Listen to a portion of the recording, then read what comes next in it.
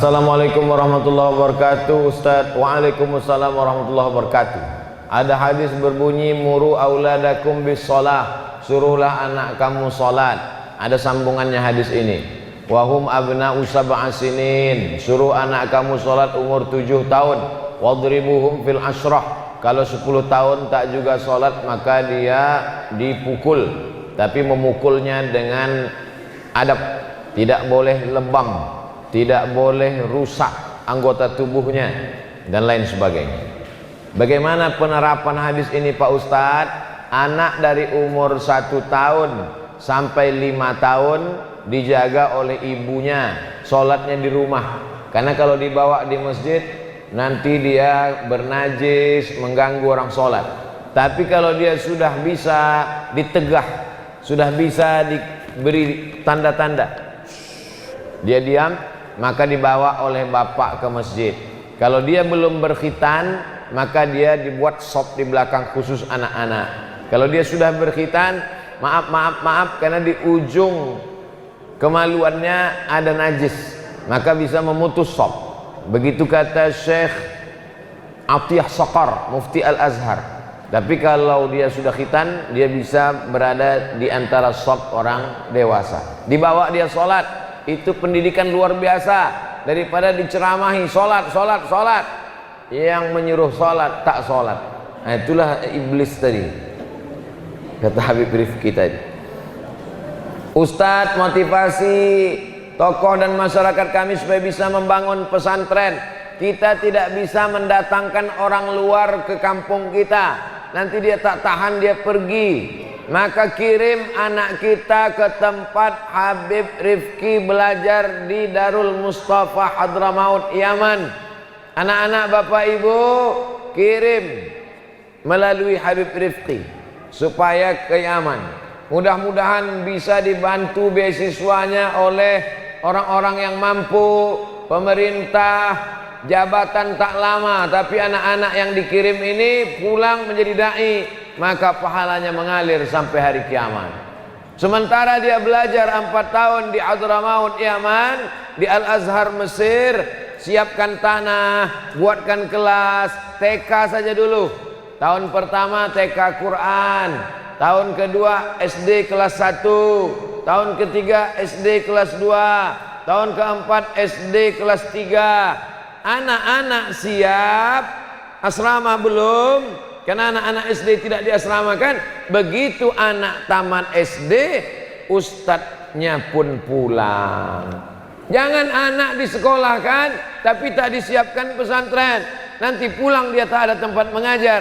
Dia ditarik ke Ternate, ditarik ke ibu kota provinsi, kampung tetap tinggal. Begitu caranya. Nah, jadi kita jaga-jaga dua-dua. Ada yang jaga gawang, wakafkan tanah sejauh mata memandang, tinggal. Tapi tanah yang diwakafkan untuk pesantren, batu bata, kerikil, saya yakin masyarakat Galila kaya. Dari mana Ustadz tahu ini kaya? Tengok masjidnya bagus, kipas anginnya, jamnya aja sampai ke dinding. Nih, insya Allah wakafkan tanah, wakafkan anak. Anak kita wakafkan untuk fisabilillah, menolong agama Allah.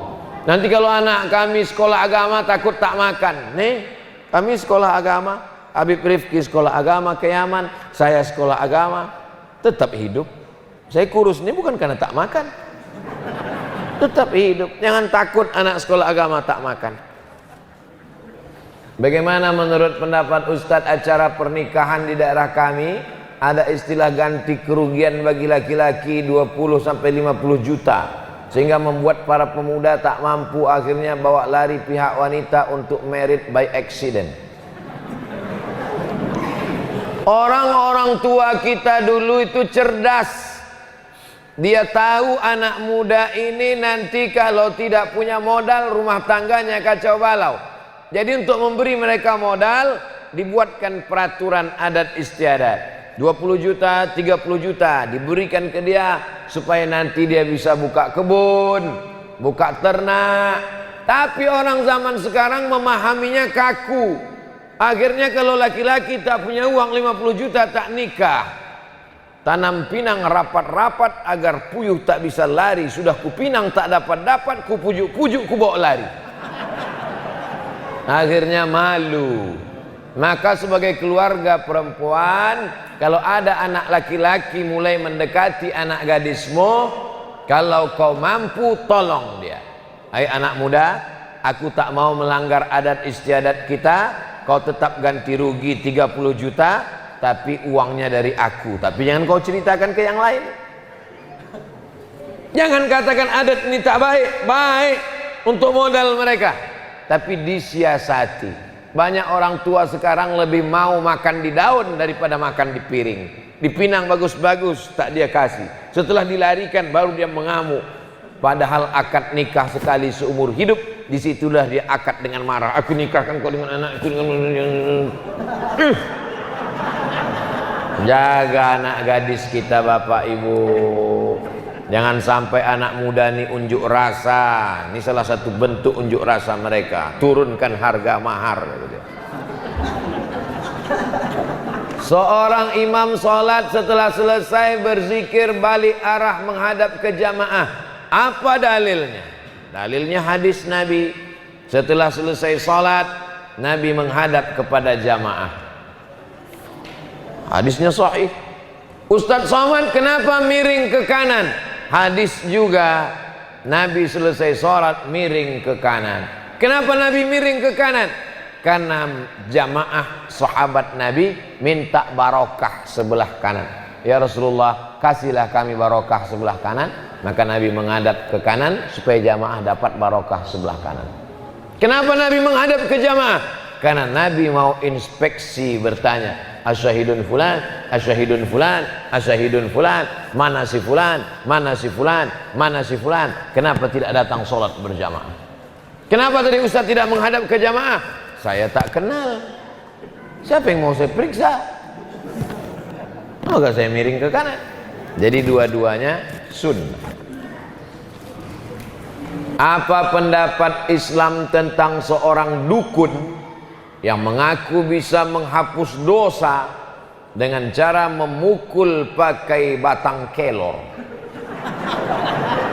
Ini dalam satu pertanyaan ini isinya 3. Yang pertama, dukun. Man atakahinan, siapa yang datang ke dukun, fasaddaqahu bima yaqul, percaya pada cakap dukun, falam tuqbal lahu salatun arba'ina lailah, tak diterima salatnya 40 hari 40 malam. Hadis yang kedua, man atakahinan au arrafan, siapa yang datang ke dukun, fasaddaqahu bima yaqul, percaya pada cakap dukun, faqad kafara bima unzila ala Muhammad SAW, maka dia dianggap sudah kafir, ingkar kepada wahyu yang diturunkan kepada Nabi Muhammad SAW. Hai dukun-dukun, bertaubatlah. Dukun yang boleh, dukun sunat. Dukun yang pakai jin, pakai hantu, pakai setan. Adapun alim ulama, habib dengan zikirnya, dengan doanya, mendoakan air putih. Baik, riwayat Abdullah bin Abbas, boleh membacakan zikir-zikir dan doa, dibacakan kepada air, diminumkan untuk mengusir gangguan hantu setan, diminumkan untuk mudah melahirkan, baik. Tapi meminta kepada jin tak boleh. Menghapus dosa, yang bisa menghapus dosa hanya Allah. Caranya mandi taubat, sholat sunat taubat, beristighfar. Dukun tak bisa menghapus dosa. Memukulkan batang kelor, orang yang pakai susu mengeluarkan susunya pakai daun kelor. Daunnya dimasukkan ke air, ditumbuk pakai batu giling, masukkan ke air, airnya diusap-usapkan ke badannya. Mana dalilnya pakai daun kelor? Dalam hadis tak disebut daun kelor, tapi daun sidir. Daun sidir, daun bidara yang dipakai memandikan mayat. Saya ada tanam daun bidara depan rumah saya.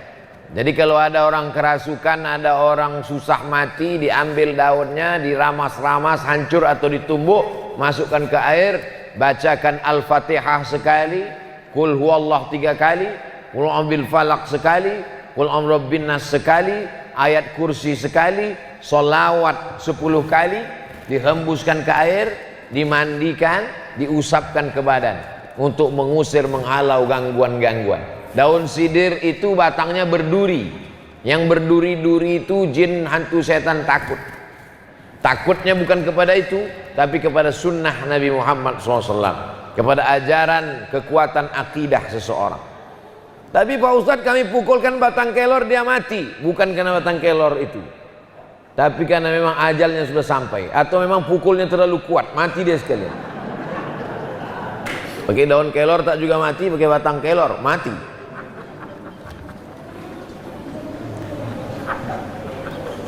Ustadz, isu mengenai Taliban di Afghanistan, sering kita dengar ada yang menganggap ini teroris.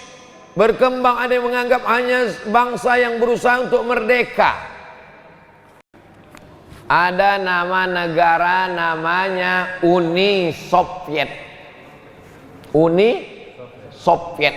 Uni Soviet menjajah negara-negara Islam. Uzbekistan, Tajikistan, Kazakistan, Kirgistan. Stan itu artinya tanah. Kirgistan, tanah Kirgistan. Uzbekistan, tanah Uzbek. Afghanistan, tanah Afgan. Galileatan, tanah Galila. Tan itu artinya tanah. Pakistan, Kirgistan, Afghanistan, Kazakistan, Tajikistan, Uzbekistan, Afghanistan. Jadi ada negara kecil namanya Afghanistan. Mereka berjuang melawan Uni Soviet. Akhirnya merdeka mereka. Bubar Uni Soviet. Jadi negara kecil sekarang namanya Rusia. Dipimpin oleh Vladimir Putin. Uni Soviet yang menjajah Afghanistan, Kirgistan, Tajikistan, Uzbekistan itu dulu nama negaranya Uni Soviet. Pemimpinnya adalah Gorbachev. Tumbang Gorbachev, naik Boris Yeltsin.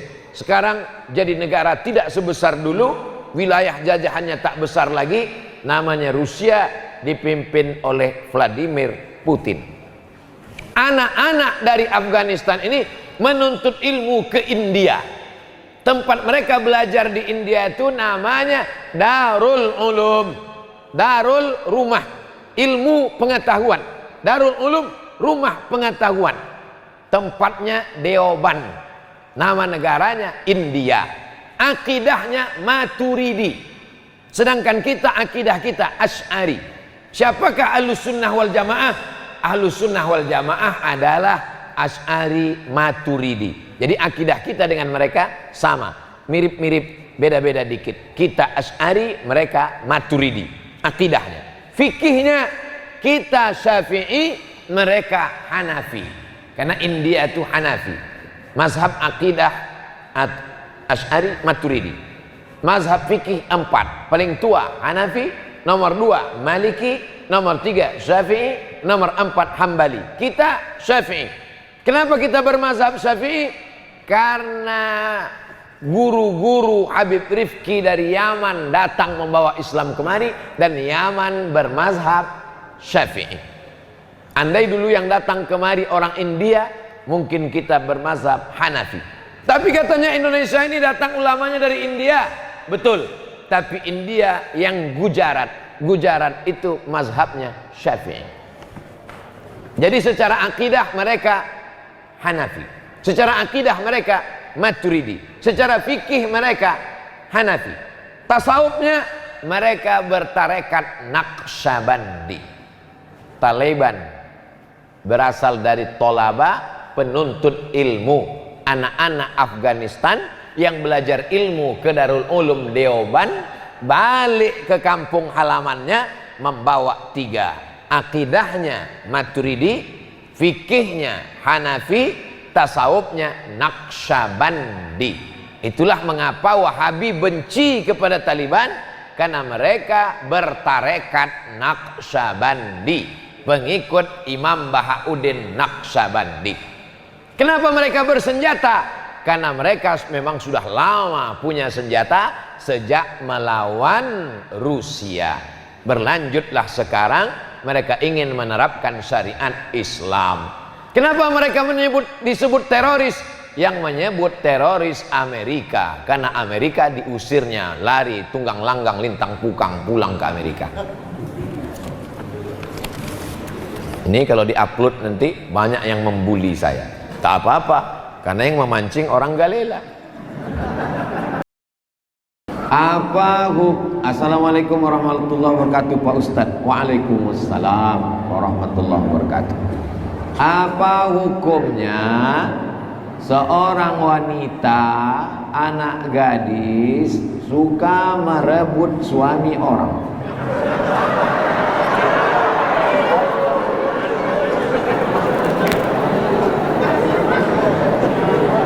Pergi ke laut menangkap berang-berang, pergi menangkap berang-berang sambil mengais-ngais. Kalau anak gadis suka mengganggu laki orang, maka yang jomblo menangis-nangis. Kenapalah kalian ganggu laki orang, padahal anak muda yang ganteng-ganteng, yang lajang-lajang masih ada banyak lagi. Ini memang lain selera kawannya. Laki orang lah dia ganggu. Maka dalam Islam diajarkan, la taqrabu zina, jangan dekati zina. Tukar-tukar nomor handphone, kenal-kenalan di aplikasi, komen-komen, like di Instagram, FB, pancing-memancing. Handphone bapak pakai password, ibu tak boleh tengok. Akhirnya terjadilah apa yang terjadi. Sarana prasarana telekomunikasi memudahkan orang mengaji, memudahkan orang buat baik, tapi buat dosa juga semakin mudah. Maka perlu hati-hati dan waspada. Hati mesti sering ditundukkan dengan zikir dan selawat, ke masjid berjamaah. Kalau tidak godaan zaman nih, masya Allah, tabarakallah, subhanallah, na'udzubillah. Bapak-bapak yang sudah mengaji, alhamdulillah. Mudah-mudahan anak-anak gadis yang mengganggu ini segera berjumpa dengan jodoh yang baik-baik, insyaallah. Ibu mesti bersolek lebih cantik dari anak gadis. Kalau tidak, sayangan ibu berat, Bu.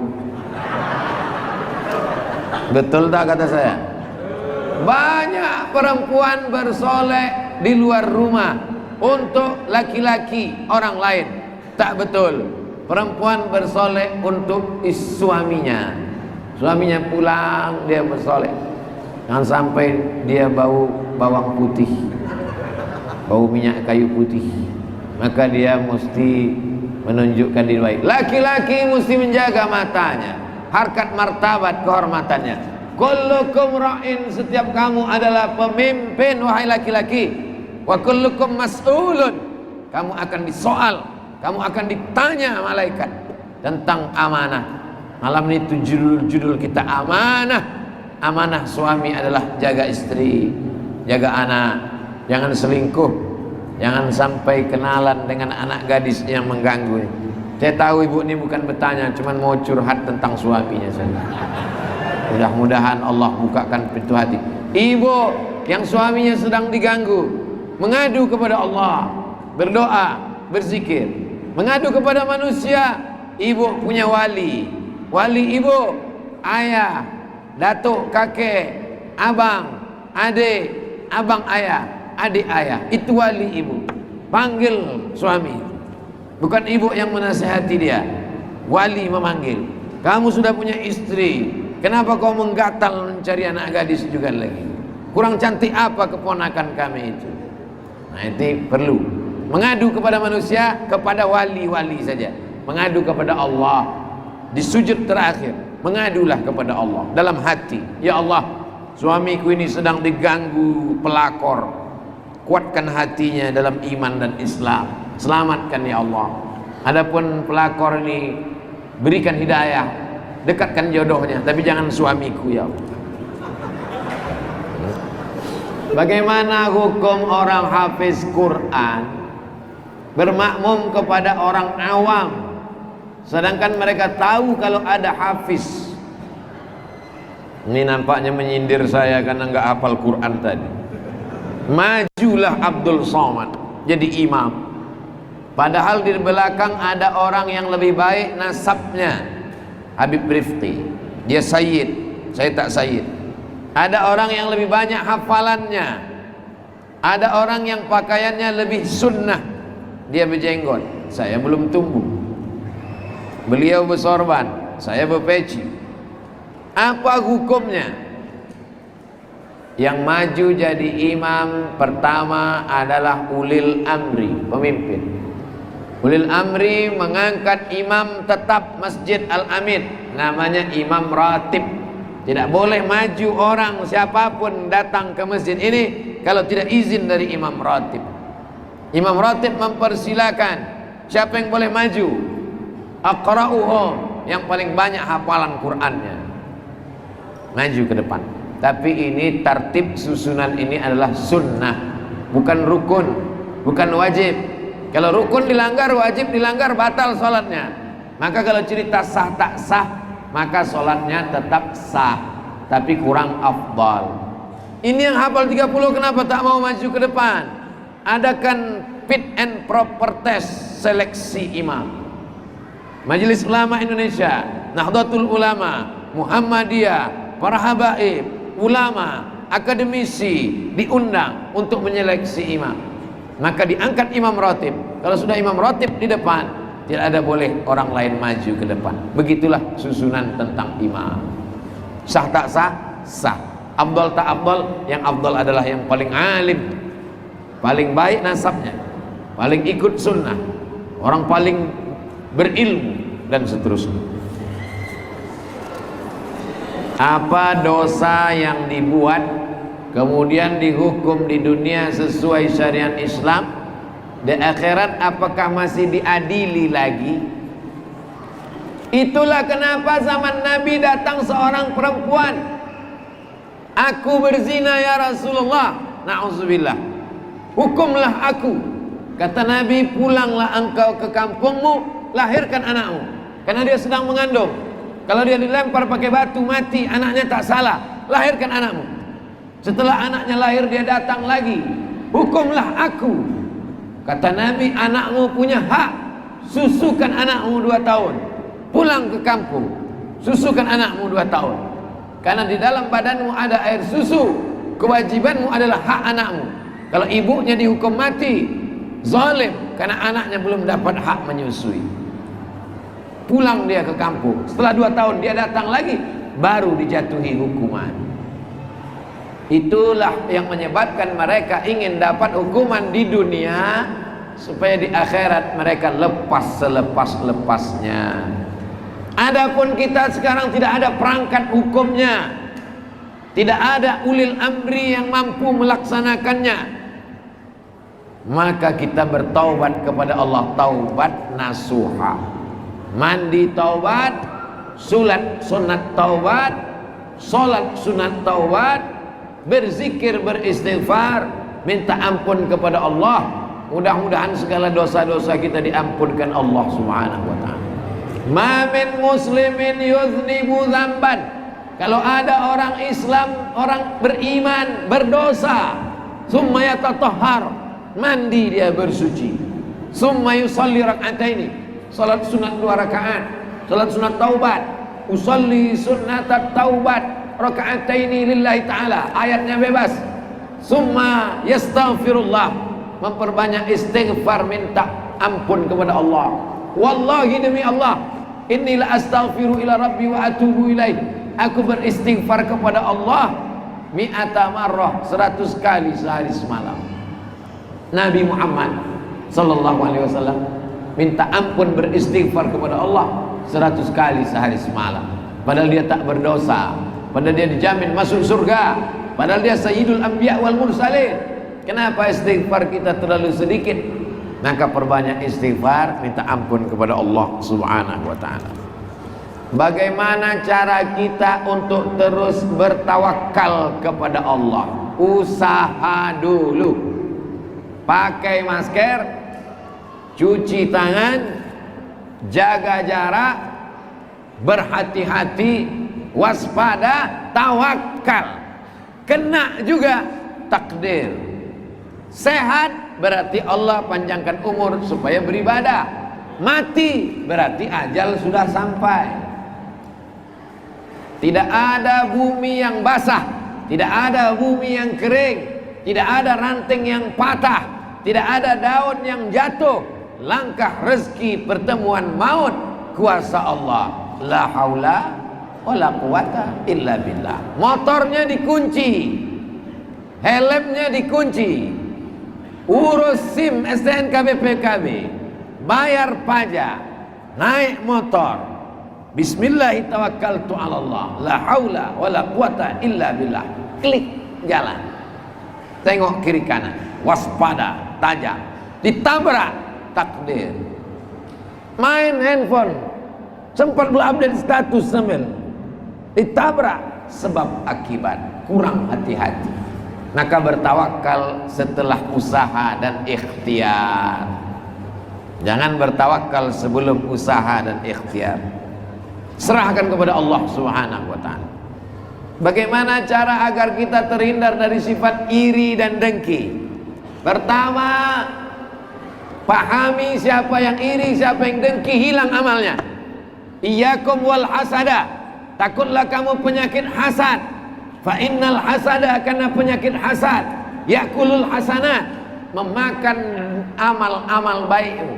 Tanamkan ke dalam diri. Hai Abdul Somad, kalau kau hasad, pahala ceramah kau hilang. Hai Abdul Somad, kalau kau hasad, maka solatmu melayang. Hai Abdul Somad, kalau kau hasad, maka zikir selawatmu terbang. Dalam hati tanamkan, jangan kau hasad, jangan kau hasad. Kedua, doakan orang yang dapat nikmat. Kawan sekantor yang baru dapat promosi jabatan, tetangga yang baru dapat mobil baru, sahabat yang baru bangun renovasi rumah baru, kawan sama-sama tamat dari kuliah, dapat kerja, nikah, kita belum juga lagi. Datang hasad dalam hati, doakan dia di tengah malam, panjangkan umurnya ya Allah, sehatkan dia supaya menghilangkan hasad dari dalam hati. Yang ketiga, berdoa kepada Allah, bersihkan hatiku dari hasad ya Allah. Rabbis rahli sadri, lapangkan hatiku, lapangkan hatiku, bersihkan. Di antara menyebabkan hati sempit adalah karena hasad.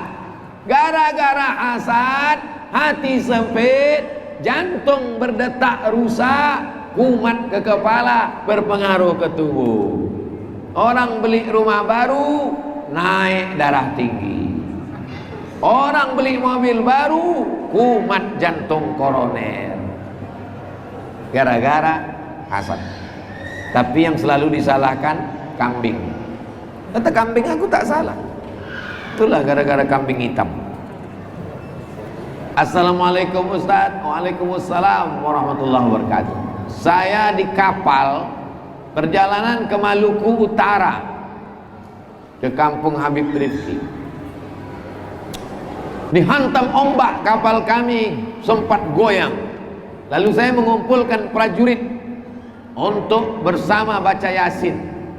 Kumpulkan prajurit, baca Yasin.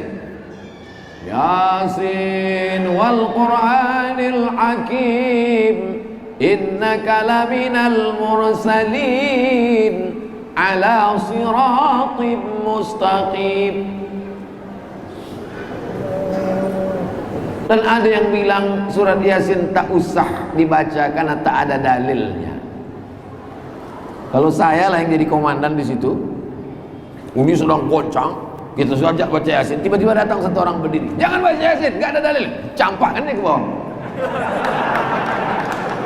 Orang sedang susah.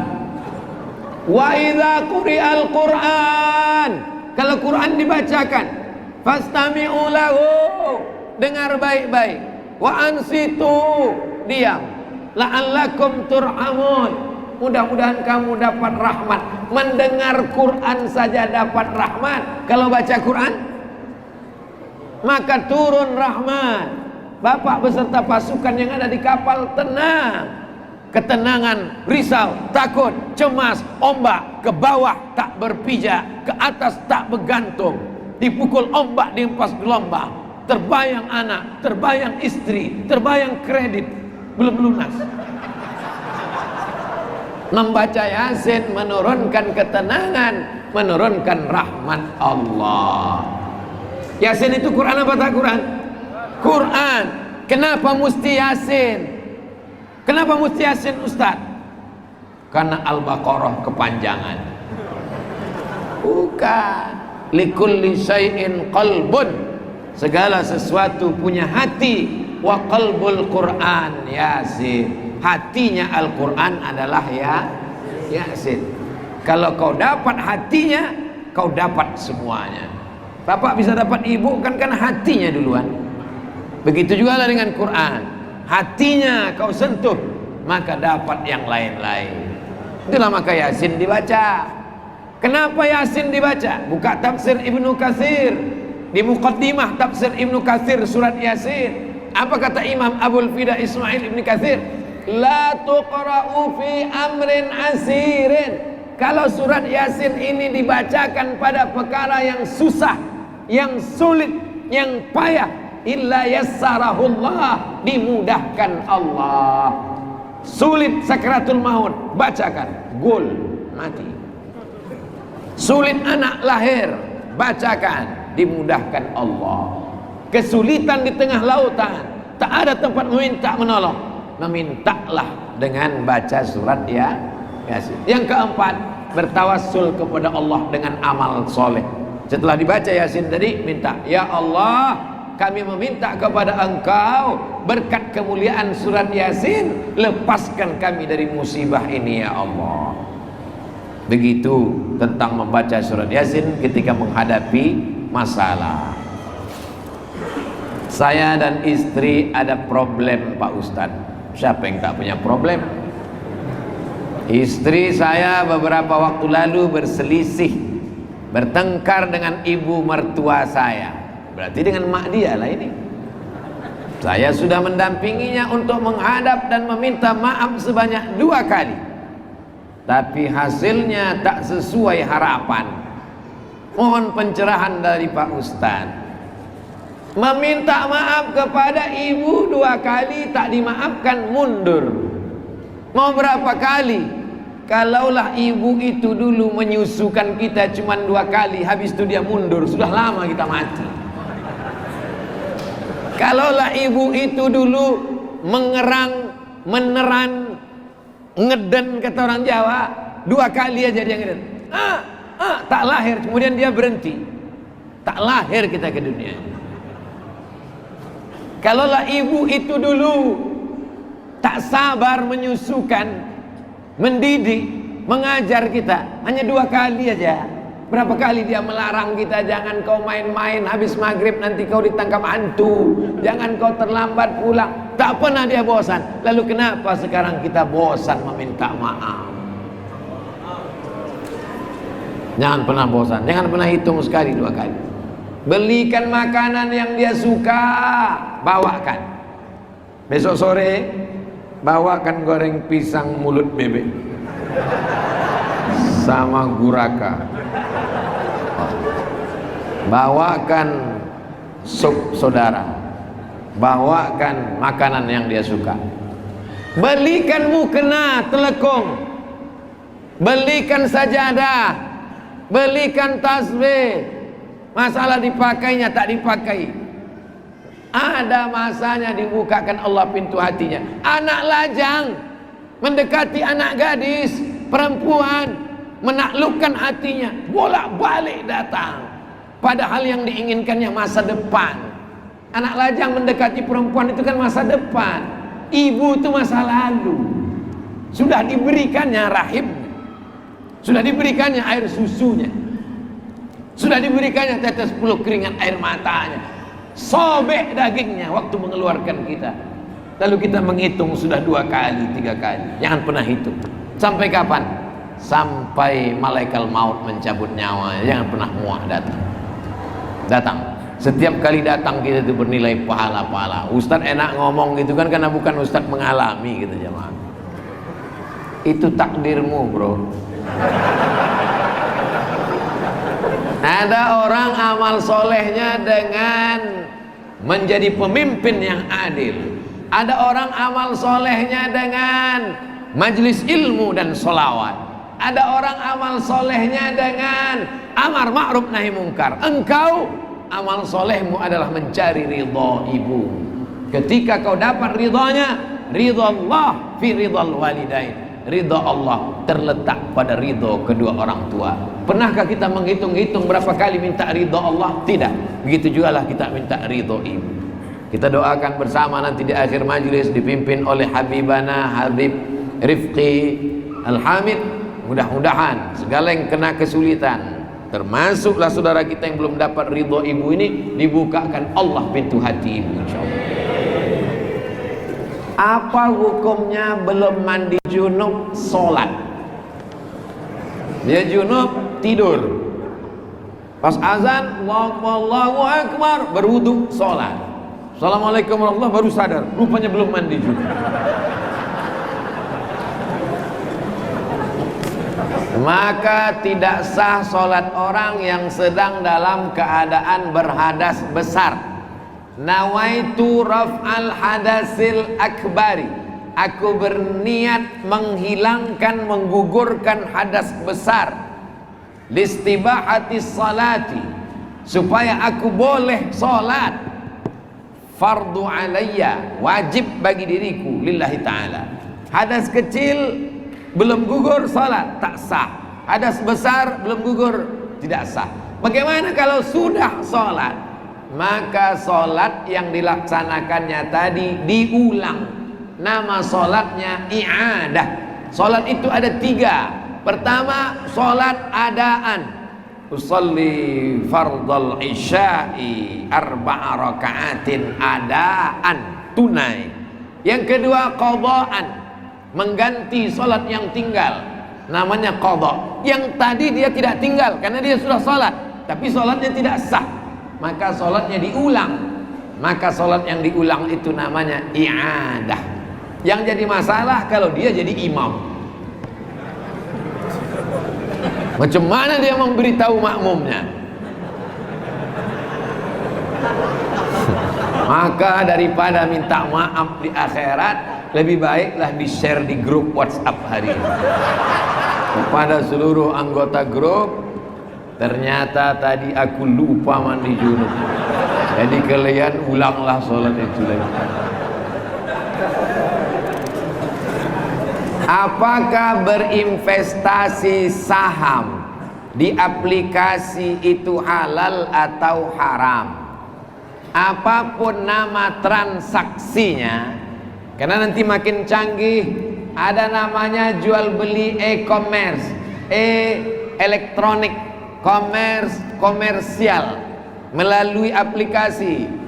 Ada namanya akad jual beli yang tidak seperti di kita di kampung. Aku beli air minum ini dengan harga 5.000 tunai, aku jual. Sekarang sudah pakai aplikasi macam-macam.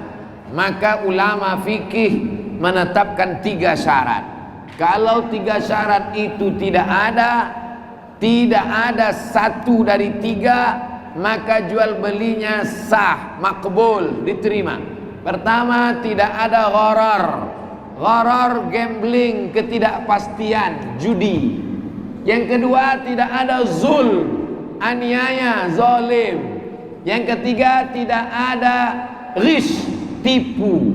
Kalau tidak ada unsur tipu, tidak ada unsur gharar, gambling, tidak ada unsur zulm, aniaya, maka transaksi jual beli itu sah. Untuk lengkapnya tulis di Google fatwa DSN. Kalau minuman mesti ada fatwa Majelis Ulama Indonesia, label halal MUI. Tapi kalau masalah ekonomi, nama yang memberikan fatwa DSN, Dewan Syariah Nasional, dalam bentuk PDF, bisa di-download untuk detailnya. Bagaimana membuat istri senang?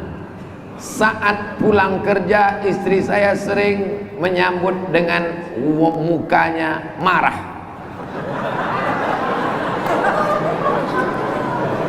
Kalau bapak pulang, maka ibu mandi, pakai bedak, pakai minyak wangi untuk suami, bukan untuk orang lain.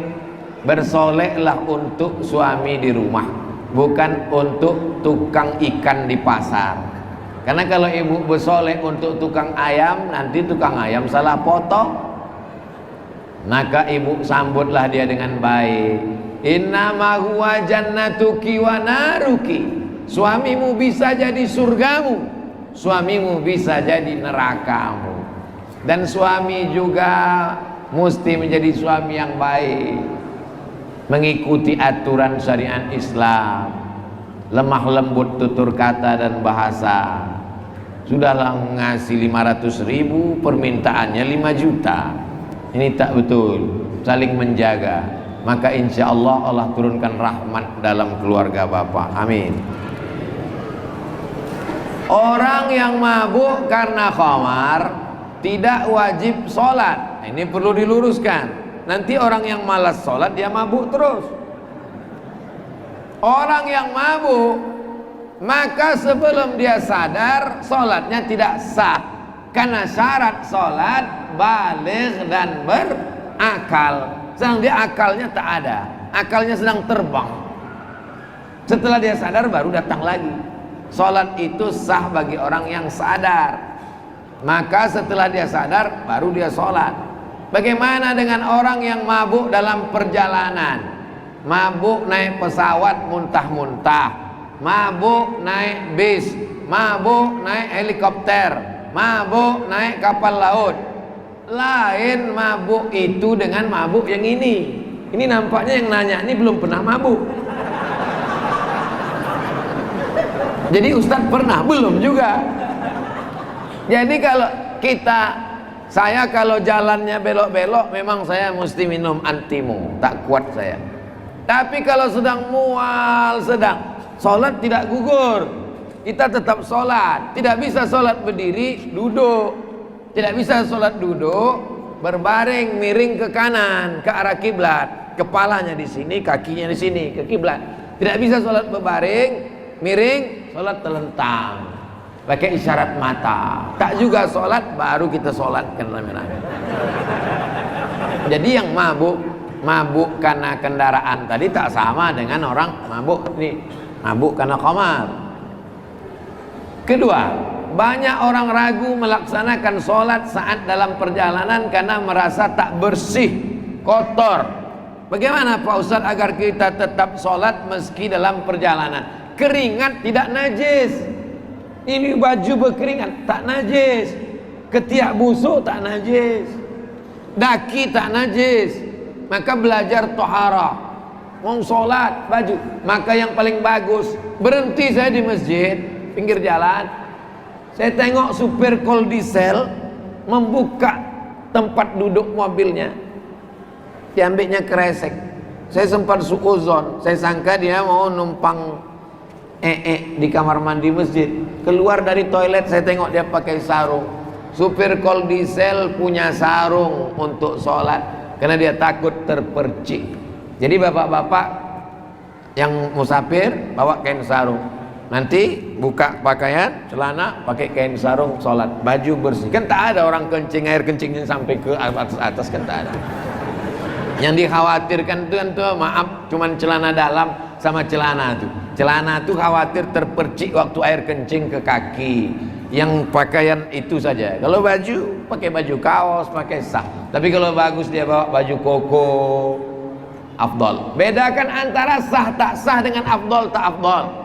Sholat pakai baju kaos, pakai kain sarung, sah. Tapi kalau afdal pakai baju putih, penutup kepala, maka beli buku fikih Islam Sulaiman Rashid 40.500 halaman, murah, supaya bisa kita membedakan mana rukun, mana syarat, mana wajib, mana sunnat. Supaya bisa kita tahu, jangan sampai tak bisa membedakan apakah sah tak sah atau afdol tak afdol. Bagaimana membayar utang puasa? Sudah lewat bertahun-tahun dan belum dibayar. utang puasa. Ini Ramadan 1442. Ini Ramadan 1443. Yang tinggal di Ramadan kemarin 7 hari mesti diganti sebelum Ramadan ini datang. Syawal, Zulqa'dah, Zulhijjah, Muharram, Safar, Rabiul Awwal, Rabiul Akhir, Jumadil Awal, Jumadil Akhir, Rajab, Sya'ban. Mesti diganti di antara Ramadan ini. Pinjam air minumnya sebentar Habib. Datang Ramadan berikutnya. Yang Ramadan ini belum juga terganti, maka 1 harinya kena denda. Bayar 1 hari dengan fidyah. Membayar fidyah 1 mud. 1 mud itu 750 gram beras. Jadi kalau tadi sebelum Ramadan ditinggal, sebelum Ramadan ini datang, dia hanya wajib bayar 1 hari. 1 hari. Kalau 7 hari, bayar 7 hari. Tapi kalau sudah lewat Ramadan ini 7 hari plus kena denda karena lalai. 1 hari plus 1 mud 7,5 on. 10 hari plus 7,5 kilo. Datang Ramadan berikutnya. Apakah dengan bertambahnya Ramadan lalu dendanya bertambah? Tidak. Ramadan tak bertambah. Tapi jangan gara-gara ini lalu tidak mengganti puasa. Segeralah ganti puasa dengan laksanakan Senin Kamis. Niatnya qadha. Ibu, bapak puasa Senin, niatnya qadha, maka dapat pahala puasa sunat. Jangan niat puasa sunat, qadhanya tak lunas. Puasa hari Senin, puasa hari Kamis, niatnya qadha, insyaallah qadhanya lunas dan pahala puasa sunatnya dapat. Bagaimana kalau meninggal sebelum diqadha puasanya? Man mata, siapa yang mati, wa alaihi siyamun, punya hutang puasa, shoma anhu waliyuhu, dengan mati utang puasa tidak lunas. Kalau lunaslah utang puasa dengan mati, bagus kita mati. Mati, utang puasanya wajib dibayarkan oleh ahli warisnya. Maka ahli waris jangan cuman tengok surat tanah, tengok juga surat utang puasa. Assalamualaikum bang. Waalaikumsalam. Besok abang datang ke rumah ya. Ini aku dapat catatan almarhumah emak nih di laci, mau kita bagi-bagi. Mantap kata dia. Rupanya catatan utang puasa, mau dibagi-bagi. Bagaimana dengan puasa ibu hamil? Ibu hamil sama ibu menyusukan anak, ini penting bagi bapak. Walaupun bapak tak hamil, tak menyusukan, tapi istri bapak kan hamil, istri bapak kan menyusukan anak. Ini penting. Suami tanggung jawab di hadapan Allah. Ibu hamil dan ibu menyusukan anak, ada 3 mazhab. Mazhab yang pertama, hanya bayar fidyah saja. 1 hari bayar fidyah saja. 1 mud 7,5 on, tambah plus lauk pauk. 1 hari bayar 1 fidyah. Pendapat pertama. Pendapat yang kedua, qadha saja, tidak usah bayar fidyah, qadha saja, ganti saja. Pendapat kedua. Tapi saya lebih condong pendapat ketiga, mazhab Syafi'i. Dalam mazhab Syafi'i, perempuan hamil dan menyusukan anak, kalau dia tidak puasa karena dirinya, qadha saja. Ibu kenapa tak puasa? Badan saya lemas, qadha saja. Tapi kalau dia tak puasa karena anaknya, kata dokter SPOG, karena lemah, karena unsur ekstern di luar tubuhnya anaknya, maka dia kena 2, bayar qadha plus fidyah. Saya condong ke pendapat yang ketiga. Ibu hamil, kalau karena dirinya dia qadha saja. Tapi kalau ada unsur anaknya, unsur janinnya, kena qadha dan fidyah. Lebih selamat pakai mazhab Syafi'i. Yang setuju dengan Ustaz Somad, pilih mazhab yang lain. Apa hukumnya orang datang ke masjid untuk mendengarkan tausiah, tidak ada niatnya untuk sholat berjamaah? Saya menganjurkan pengajian jangan buat setelah isya. Saya dari dulu kalau pengajian, Ustadz datang setelah isya, enggak. Pengajian kalau saya mesti maghrib. Tujuannya apa? Kalau dibuat setelah isya, ustadznya datang, jamaahnya belum datang. Dibuat pengumuman kepada jamaah, datanglah segera ke masjid karena ustadz sudah nunggu dari tadi, minumannya udah habis. Maka buat acara maghrib, insya Allah dia sholat berjamaah 2 kali. Maghribnya berjamaah, isyaknya berjamaah. Ini salah satu teknis, termasuklah malam ini. Maghrib, setelah maghrib, isya, setelah isya tanya jawab. Begitu teknis kalau saya buat pengajian. Maghrib ke isya 45 menit, habis isya buka tanya jawab. Bagaimana kalau ada orang cuma ikut pengajian tidak sholat berjamaah? Sholat berjamaah menurut mazhab Syafi'i sunnat muakkad. Menurut mazhab Syafi'i fardu kifayah. Menurut mazhab Maliki sunnat muakkad. Menurut mazhab Hambali fardu ain. Itu maka kalau kita di Makkah, Saudi Arabia, begitu azan Allahu Akbar, Allahu Akbar, datang Satpol PP ke toko-toko, haji, roh, karena sholat berjamaah wajib. Dalam setiap ceramah Ustadz mengatakan carilah guru, carilah mursyid menuntut ilmu. Adakah mursyid di akhir zaman ini Pak Ustadz? Cari mursyid yang berilmu, ilmu tafsir, ilmu hadis, ilmu fikih. Cari yang bersilsilah. Kalau dia tarekat Naqsyabandiyah, kalau dia tarekat Syaziliyah, kalau dia tarekat Qadiriyah, kalau dia tarekat Samaniyah, tidak meninggalkan syariat, berakhlakul karimah, jadikanlah dia mursyid pembimbing. Kata Syekh Muhammad Said Ramadan Al-Buti dari Suriah Damaskus, kalau kau bingung tak ada mursyid, maka perbanyaklah sholawat, maka Nabi akan membimbing hatimu dengan memperbanyak sholawat. Tapi tetap berguru, ngaji kepada para habaib, kepada para ulama ahlus sunnah wal jamaah. Insya Allah Allah akan menerangi hati dengan cahaya iman. Walladzina jahadu fina, orang yang bermujahadah dilawannya hawa nafsunya untuk mencari hidayah, lanahdiyannahum subulana, kami akan tunjukkan jalan kami. Jalan yang paling utama untuk mendapatkan bimbingan adalah dengan memperbanyak sholawat. Allahumma salli ala Sayyidina Muhammad wa ala ali Sayyidina Muhammad.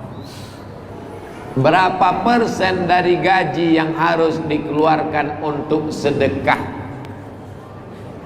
Kalau zakat 2,5%. Kalau sedekah Pak Ustadz, sedekah tidak ada batasan, tapi tidak boleh semuanya. Jangan gara-gara saya bilang tak ada batasan, besok pagi semua tak punya rumah. Rumahmu mana? Udah kusedekahkan semua. Datang sahabat Nabi, sudah mau meninggal dunia, dijenguk Nabi waktu sakit. Anaknya cuma 1 perempuan, menantunya kaya. Ya Rasulullah, ambillah hartaku semuanya, ambil untuk sedekah. Kata Nabi, lah, tak boleh semua harta disedekahkan. Asyatru, kalau kau tak mau ambil semua, setengah, 50%. Tidak, kata Nabi, tak boleh ambil 50%. Mana tahu bapak punya harta 10 miliar, sudah siap dia mau mentransfer 5 miliar. Jangan. As-sulusu kasir, 1/3 pun banyak, tapi boleh. Makanya wasiat tidak boleh lebih dari 1/3. Kalau ada uang 1 miliar yang boleh diwasiatkan untuk sedekah hanya 333 juta. Yang 666 tetap dibagikan kepada ahli waris. Bagaimana pendapat Ustadz tentang kepercayaan sebagian masyarakat yang menganggap gunung dan kuburan memiliki kelebihan? Gunung punya kelebihan lebih tinggi, kuburan punya kelebihan, karena kalau ditengok kuburan kita ingat mati. Tapi mendatangkan manfaat dan menolak mudarat adalah Allah. La ilaha illa huwa iyyaka na'budu wa iyyaka nasta'in. Saya pakai cincin, ya. Cincin ini punya kelebihan, punya. Apa kelebihannya? Di antara batu-batu yang hitam, dia hijau. Kan punya kelebihan. Tapi dia tidak mendatangkan manfaat dan mudarat. Pakailah ini. Kalau dipakai ini, semua mata jamaah akan tertuju kepada ustaz. Kemana tangan ustaz bergerak, ke situ mata jamaah. Saya tidak meyakini itu. Manfaat dan mudarat hanya datang dari Allah. Itulah makna Asmaul Husna. Huwad darru, yang mendatangkan manfaat dan mudarat, menolak mudarat Allah. Maka memintanya kepada Allah. Siapa yang meyakini bahwa gunung mendatangkan manfaat, bahwa laut mendatangkan mudarat, diyakininya itu dari gunung dan dari laut itu, berarti dia sudah menduakan Allah. Ada kuasa selain kuasa Allah. Berarti ada kuasa gunung, ada kuasa laut. Padahal kita berkata la ilaha illallah, la haula wala quwata illa. Itulah tauhid.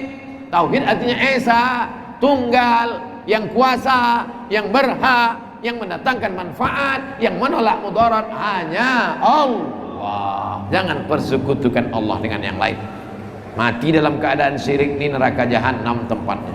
Maka kita taubat nasuha dari segala bentuk kesyirikan. Bagaimana sikap kita sebagai seorang anak untuk menegur orang tua yang salah?